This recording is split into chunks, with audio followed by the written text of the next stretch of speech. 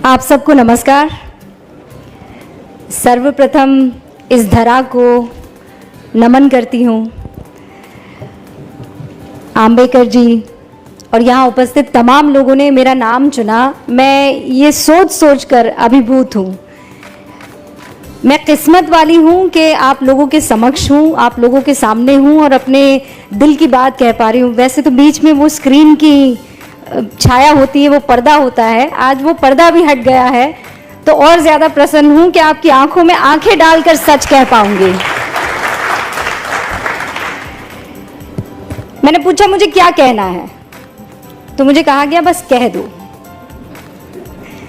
तो मैंने कहा कोई विषय है, तो कि जो आप चुन लो वो विषय है। तो मैंने चुन लिया वसुधा का कल्याण। मैंने चुन लिया कि इस धरा का कल्याण विषय अगर ये है तो कोई विचारधारा ले आए, चांद ले आए, सूरज ले आए, अगर देश प्रेम सर्वोपरि है तो फिर सब कबूल है, सब चल जाएगा। कोई विषय चल जाएगा, कोई समाज चल जाएगा, कोई धर्म चल जाएगा, कोई पंथ चल जाएगा, कोई लिंग चल जाएगा। अगर देश प्रेम है तो सब चल जाएगा। और ये मैंने कहीं और नहीं, इसी जमीन पर, हिंदुस्तान में, भारत में हर आंखों में देखा है, उसे महसूस किया है, और वही काम मैं स्क्रीन पर भी करने की कोशिश करती हूँ। लोग कहते हैं आप कहते वक्त सोचती नहीं है, तो मैं कहती हूँ सोचती हूँ, इसीलिए कह पाती हूँ। और सोचती ये हूँ कि अगर आज मैं रुक गई तो फिर मेरे बच्चे रुक जाएंगे, मेरे बच्चों के बच्चे रुक जाएंगे। तो जो गलत है कह दो, और जो सच है फख्र से कह दो कि ये सच है। और यही मेरी कोशिश भी रहती है। और इतना प्यार, इतना प्रेम मुझे मिलता है कि फिर मुझे पलट कर देखने की ज़रूरत नहीं पड़ती है। और ये आप लोगों का सम्मान है। आज जिस कार्यक्रम में मैं उपस्थित हूँ, मुझे याद है स्कूल में जब छोटी थी, 5वीं कक्षा में रही होंगी, तो हिंदी की मेरी बड़ी स्ट्रिक्ट सी टीचर थी। तो उन्होंने देवऋषि नारद जी के बारे में एक कहानी मुझे सुनाई, बच्चों को सुनाई, और वो कहानी मैं चाहती हूँ कि आपके समक्ष भी रखूँ। तो नारद जी तो आज तो क्या वाईफाई है, क्या 5G है, क्या 4G है, नारद जी ने तो उसका इस्तेमाल बहुत पहले ही कर लिया था। प्लेन व्लेन की ज़रूरत नहीं थी, वो टेलीपोर्ट करते थे, तीनों लोकों में जाकर अपनी बात कहते थे। तो कहानी ये शुरू होती है कि नारद मुनि अपने अंदाज में स्वर्ग लोक में घूम रहे थे, नारायण नारायण कहते हुए। तो अचानक उनको कुछ सूझी, तो उन्होंने भगवान का रुख किया और भगवान से कहा, आपसे एक प्रश्न पूछूं? तो भगवान ने कहा पूछो। ये जानते तो थे कि नारद जी के मुंह से निकल रहा है तो पंगा तो होगा, लेकिन पूछो, उन्होंने कहा। तो उन्होंने कहा, भगवान ये बताइए कि आपका सबसे प्रिय कौन है, आपके हृदय में कौन वास करता है, कौन है जो जिससे आप बेइंतहा प्रेम करते हैं, स्नेह करते हैं। तो भगवान मुस्कुराए और उन्होंने पृथ्वी की ओर देखा, और वहां इंसानों का टोला था, इंसानों की बस्ती थी।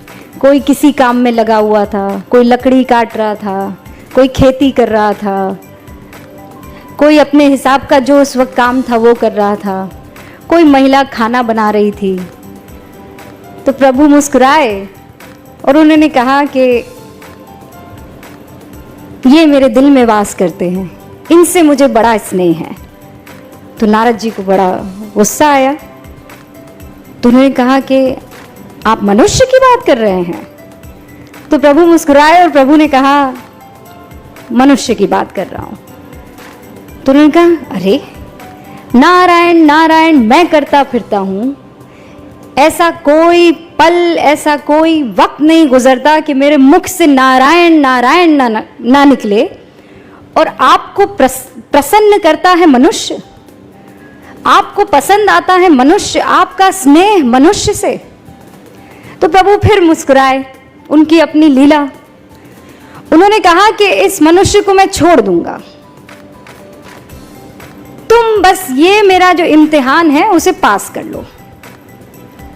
तो नारद जी ने बोला, ऐसा कौन सा इम्तिहान है कि मैं पास ना कर पाऊं? प्रभु आप कहिए, करना क्या है? तो प्रभु ने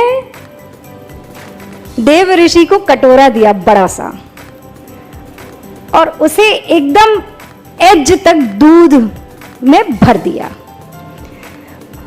और प्रभु ने कहा कि अब इसे तुम तीनों लोकों में लेकर घूमो, पर ध्यान रहे एक बूंद दूध की नीचे ना गिरने पाए। तो देव ऋषि ने कहा कि अरे ये क्या बड़ी बात हो गई, ये तो मैं चुटकियों में कर दूंगा। तो उन्होंने कहा फिर मिलते हैं। और नारद मुनि जी कटोरा थामे, दूध से भरा लबालब, तीनों लोकों का भ्रमण करके आ गए। प्रभु के सामने पहुंचे, प्रभु मुस्कुराए, कहा लौट आए? तो नारद जी ने तानी हुई भुओं के साथ कहा, प्रभु लौट आया, एक भी बूंद ना गिरी? तो उन्होंने कहा ना, एक भी बूंद किसी लोक में ना गिरी। कहा ये तो बहुत ही गजब हो गया, इस बीच तुम मेरा नाम लेना कैसे भूल गए? तो उन्होंने माथा पकड़ा, उन्होंने कहा प्रभु ये तो बड़ी गलती हो गई, मैं सोच रहा था कि दूध ना गिरने पाए, मेरा तो सारा ध्यान दूध के कटोरे पर था, नारायण तो मुख से निकला नहीं। तो प्रभु फिर मुस्कुराए और प्रभु ने कहा इसीलिए मुझे मनुष्य पसंद है। वो जिंदगी की हर तकलीफ से जूझता रहता है, वो हर मुश्किल से हर रोज गुजरता है, उसकी जिंदगी के कटोरे में परेशानियों का दूध लबालब है, लेकिन फिर भी वो मेरा नाम लेना नहीं भूलता है।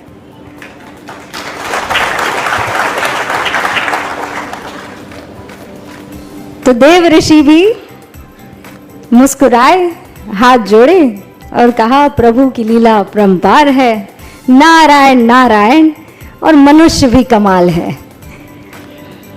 तो आज जब मैं दिल्ली से यहाँ का सफ़र कर रही थी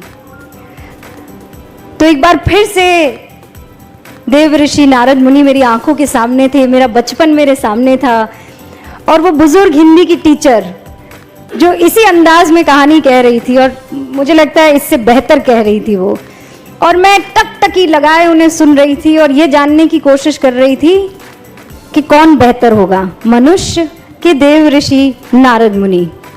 लेकिन प्रभु की लीला। अब इसे आप कट्टू जोड़ दीजिए पत्रकारिता में। हाँ, हमें करप्शन उजागर करना है, देश की नीतियों पर, तमाम तरीके की राजनीति पर, हर तरीके की कवरेज करनी है, क्राइम भी हो रहा है, महिलाओं के उत्थान की बात करनी है, समाज के कल्याण की बात करनी है। तो ये कटोरे में दूध है, लेकिन क्या इस बीच मैं इस धरा के कल्याण को भूल जाऊंगी? वो भी मुझे ध्यान रखना है। और एक पत्रकारिता का उसूल हमें सिखाया गया था, सत्यम शिवम सुंदरम। लेकिन सत्य हमेशा सुंदर हो ये जरूरी नहीं है। और जिस दिन मेरे पत्रकार बंधुओं ने ये समझ लिया, ये जान लिया कि सत्य कड़वा होता है और उसे पीना भी सीखो और उसे पिलाना भी सीखो।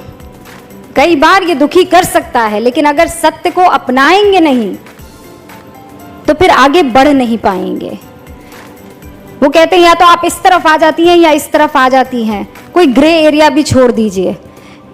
लेकिन जब आप धरा की बात करते हैं तो वहां कोई ग्रे एरिया छूटता नहीं है, फिर तो सच होता है या झूठ होता है। और हर बार आज के दौर में मैं ये महसूस करती हूँ, क्योंकि आप सभी लोग सोशल मीडिया पर होंगे, आप कुछ लिख दीजिए, आपके ऊपर बौछार होने लगती है। प्यार कम होता है, नफरत की बौछार ज्यादा होती है। तो क्या वो आपको कुछ कहने से रोक देगा? ये आपको तय करना है। क्या उन गालियों से आप सत्य सामने रखना छोड़ देंगे? ये आपको तय करना है। और मैं हमेशा अक्सर जहां जाती हूं ये कहती हूं कि मैं आइसक्रीम नहीं हूं कि जिसे देखकर, जिसे सुनकर हर कोई खुश हो जाए। मैं एक पत्रकार हूं और पत्रकारिता में दो पक्ष ही होते हैं। अक्सर ये सिखाया जाता है कि पत्रकारिता में आपको अनबायस्ड होना चाहिए। बहुत लोग मेरी बातों से इत्तेफाक नहीं रखेंगे, लेकिन मुझे ये कहना आप लोगों के सामने जरूरी है। जब देश की बात आएगी, वतन की बात आएगी, तो इसमें अनबायस्ड कोई कैसे हो सकता है? एक आतंकवादी दनादन गोलियां चला रहा है, आप निष्पक्ष हो जाएंगे? एक 8 साल की बच्ची के साथ बलात्कार हो रहा है, आप निष्पक्ष हो जाएंगे? आपको पक्ष तो लेना होगा ना। या आप जो कहते हैं कि इन मसलों पर निष्पक्षता चाहिए, इन मसलों पर निष्पक्षता कैसे हो सकती है? जब वतन की, जब धरा की, जब लोकतंत्र की, जब हिंदुस्तान की, जब भारत की बात आती है, तो इसमें निष्पक्षता कैसे हो सकती है? कोई माई का लाल मुझे बता दे कि नहीं, निष्पक्षता के नाम पर वो हिंदुस्तान को एक तरफ कर देगा और वो दूसरी तरफ खड़ा हो जाएगा। तो ऐसे में अगर कोई कह दे कि आप निष्पक्ष नहीं हैं, तो मुझे कबूल है। अगर हिंदुस्तान के साथ खड़े रहना, उसके मूल्यों के साथ खड़े रहना, उसके लोकतंत्र के साथ खड़े रहना निष्पक्षता नहीं है, तो मुझे कबूल है। और उन तमाम पत्रकार बंधुओं से ये बात मैं बहुत साफ तौर पर कह देना चाहती हूं कि जिस दिन आप बेझिझक, बगैर किसी डर के, बेखौफ होकर अपनी बात रखने लगेंगे, तो फिर आपको तालियों की दरकार नहीं रहेंगी। फिर मुख से दुआएं ही निकलेंगी, आशीर्वाद ही निकलेगा। और फिर आपको ये नहीं सोचना पड़ेगा कि मैं जाऊंगा तो 4 लोग मेरे लिए तालियां बजाएंगे कि नहीं बजाएंगे। उन तालियों की दरकार मत रखिए। बाहर से लोग क्या कहते हैं वो मत सोचिए। ये सोचिए कि इस वक्त इस जमीन को किस चीज की जरूरत है। इस जमीन को निडरता की जरूरत है, इंस्पेक्शन की जरूरत है, आत्मचिंतन की और मंथन की जरूरत है। और फिर मैं कह रही हूं, कोई विचारधारा हो ना, किसी को चांद पसंद है, कोई ना, किसी को सूरज पसंद है, कोई ना, पर है तो धरा ही के ना, है तो धरती ही के। और जब तक वो धरती में सम्मिलित है, वो चांद हो कि सूरज हो, वो हमारे हैं और हम उनके साथ खड़े हैं। अपनी बात को मैं यहीं विराम देती हूं, लेकिन इस उम्मीद के साथ कि मेरे जैसी उन तमाम आवाजों को आपका आशीर्वाद हमेशा मिलता रहेगा। और जब तक आपका आशीर्वाद रहेगा, जब तक हिंदुस्तान की जनता की आंखों में जो ऐसी चमक मैं देख पा रही हूं, चमक रहेगी, हिंदुस्तान को विश्व गुरु बनने से फिर कोई नहीं रोक सकता है। एक बार फिर से आप सभी का बहुत बहुत शुक्रिया। और मुझे बहुत खुशी हुई आप सबके बीच में आकर अपनी बात रखने की। ऐसा लग रहा था जैसे मैं नहीं, दो मन आपस में बात कर रहे हो, दिल से दिल तक एक बात पहुंची हो। बहुत बहुत शुक्रिया आप सभी का।